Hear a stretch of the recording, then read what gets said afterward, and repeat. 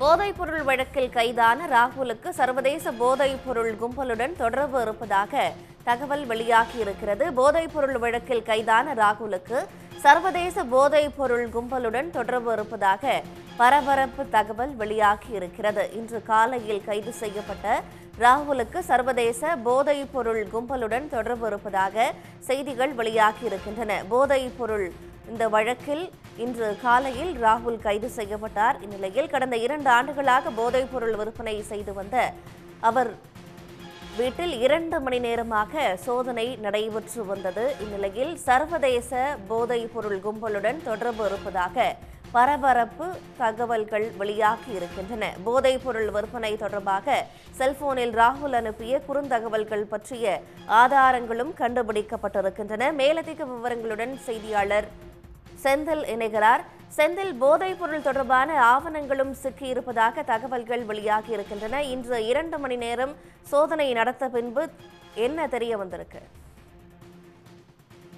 போதைப்பொருள் விற்பனை தொடர்பாக கைது செய்யப்பட்ட முன்னாள் அமைச்சர் ஜெயக்குமாரின் உறவினர் ராகுலின் வீட்டில் 2 மணி நேரம் தனிப்படை போலீசார் சோதனை நடத்தியிருக்கிறார்கள். இந்த நிலையில் ராகுலை பற்றி ஒரு அதிர்ச்சி தகவல் வெளியாகியிருக்கிறது. அவர் தாய்லாந்து நாட்டுக்கு போதைப்பொருள் கும்பலை சந்திக்க ஒரு முறை சென்று வந்திருப்பதாக ராகுலே வாக்குமூலம் அளித்திருப்பதாக தற்போது போலீசார் தெரிவித்திருக்கிறார்கள். மேலும் அவர் இலங்கை போதைப்பொருள் கடத்தல் கும்பலுடன் தொடர்பில் இருப்பதாகவும் தெரிய வந்திருப்பதாகவும் தற்போது போலீசார் தெரிவித்திருக்கிறார்கள். நேற்று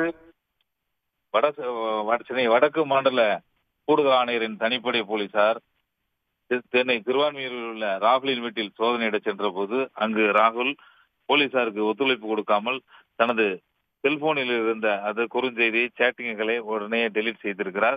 இதையடுத்து போலீசார் அவரை அழைத்து வந்து ரகசியமாக விசாரணை நடத்திய போது அவருடைய கூட்டாளி காதர் மொய்தீன் ஆகியோரிடமும் தீவிர விசாரணை நடத்தினர். இதில் இவர்கள் இருவருமே ஒரு முறை தாய்லாந்து சென்று வந்திருப்பது தெரிய வந்திருக்கிறது.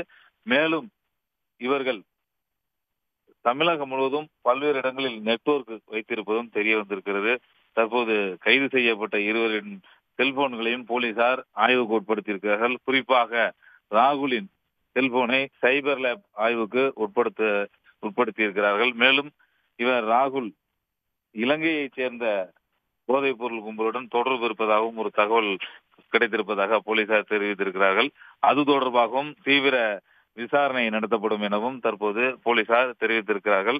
தொடர்ந்து அவரது வீட்டில் நடத்தப்பட்ட 2 மணி நேர சோதனையில் பல்வேறு முக்கிய ஆவணங்கள், அதாவது இந்த போதைப் பொருள் பரிமாற்றம் தொடர்பான முக்கிய ஆவணங்கள் பறிமுதல் செய்யப்பட்டிருப்பதாகவும் தகவல் வெளியாகி இருக்கிறது.